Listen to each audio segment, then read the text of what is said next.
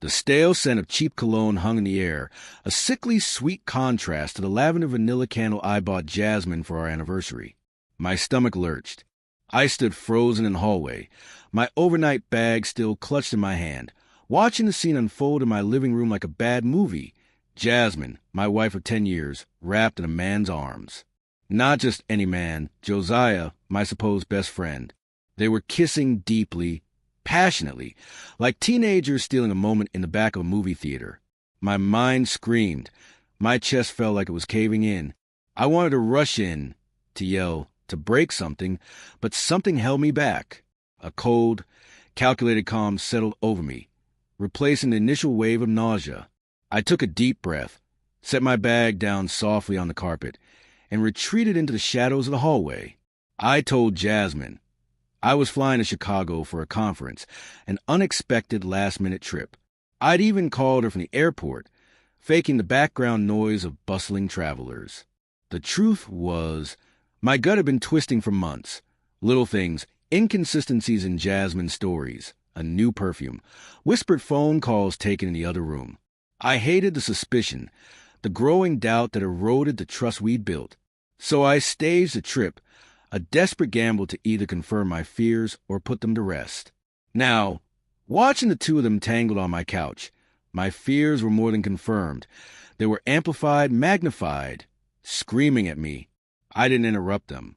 Instead, I went into our bedroom and sat on the edge of the bed, the same bed we'd shared, the same bed where we'd made love, whispered secrets, and dreamed of the future.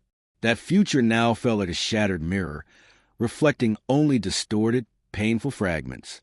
I sat there for a long time, the sounds of their muffled whispers and laughter filtering through the closed door, each giggle like a knife twisting into my gut. I thought about our history, our first awkward date, the day I proposed under the Eiffel Tower, the birth of our daughter, Lily, each memory now tainted. Finally, I stood up. The calmness I felt had solidified into something harder, colder. I walked to the kitchen, pulled open the drawer, and took out a steak knife, not to hurt anyone, but to carve a roast I bought for a celebratory dinner Jasmine had planned for us the night I returned. I placed the roast on the cutting board, the thud of the meat a stark contrast to the sounds emanating from the living room. I methodically began to carve, slicing the roast into thin, even pieces, the rhythmic motion strangely calming. I then set the table, placing two plates opposite each other, silverware gleaming under the soft glow of the chandelier. I poured 2 glasses of wine, the expensive Merlot we'd been saving for a special occasion. Finally, I walked to the living room door. Taking one last deep breath, I pushed it open. The laughter died instantly. Jasmine's face, flushed with passion moments before, turned a ghastly white. Her eyes widened in disbelief, then narrowed in a flash of panic. Josiah, caught off guard, scrambled his feet, his face a mask of guilt and fear. "Honey," Jasmine stammered, her voice barely a whisper. You're home early." I simply smiled, a thin, cold smile that didn't reach my eyes. "Yes," I said, my voice steady and controlled. "I am. Dinner's ready." The silence that followed was thick with tension. I gestured toward the dining room. "Shall we?"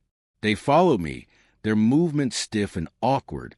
Jasmine kept glancing at me, her eyes pleading, questioning. Josiah avoided my gaze, his face a mixture of shame and defiance. We sat down at the table, the perfectly set places a stark contrast to the turmoil swirling around us.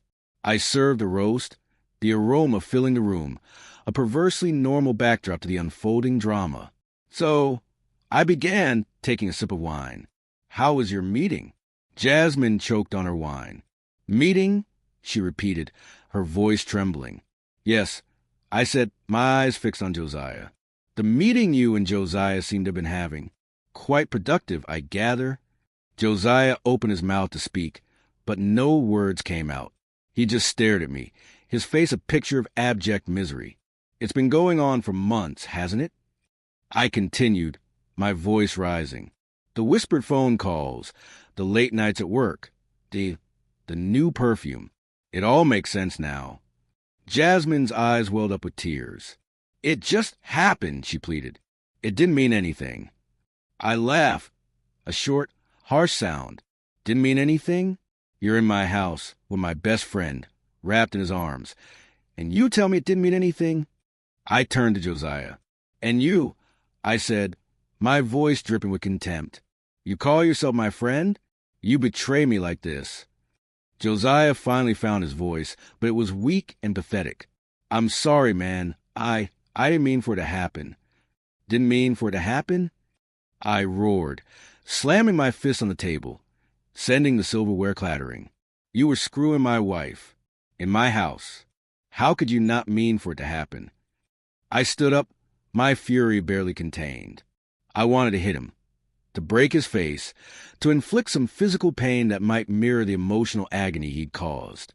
But I didn't. I wouldn't give him the satisfaction. Get out, I said, my voice low and menacing. Both of you, get out of my house. Jasmine sobbed, begging me to listen, to understand, but I wouldn't listen. I wouldn't understand. There was nothing to understand. Their betrayal was clear, undeniable. Josiah scurried out of the house. His head hung low, a coward fleeing the scene of his crime. Jasmine followed, her face streaked with tears, clutching her purse in a small overnight bag she'd apparently packed. She didn't look back. I watched them go, the taillights of Josiah's car disappearing into the night. The silence that descended upon the house was deafening. I stood there for a long time, the remnants of my rage slowly fading, replaced by a hollow ache. I went back to the dining room. The untouched roast sat there, a stark reminder of the shattered illusion of normalcy. I swept the plates and silverware onto the floor, the crash a small release of the pressure building inside me.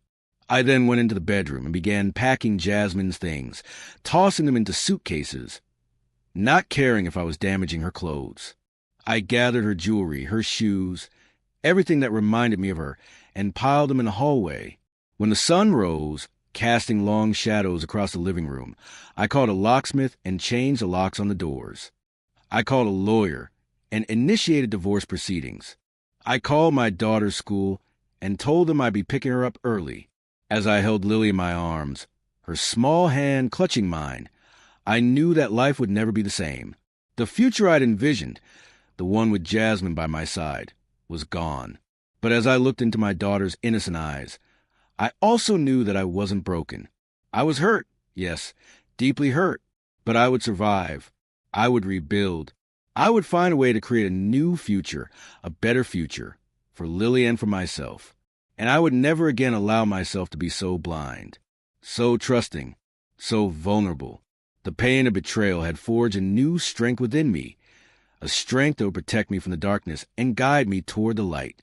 And in the silence of my now empty house, I finally felt a glimmer of hope, a small but resilient ember flickering in the ashes of what once was.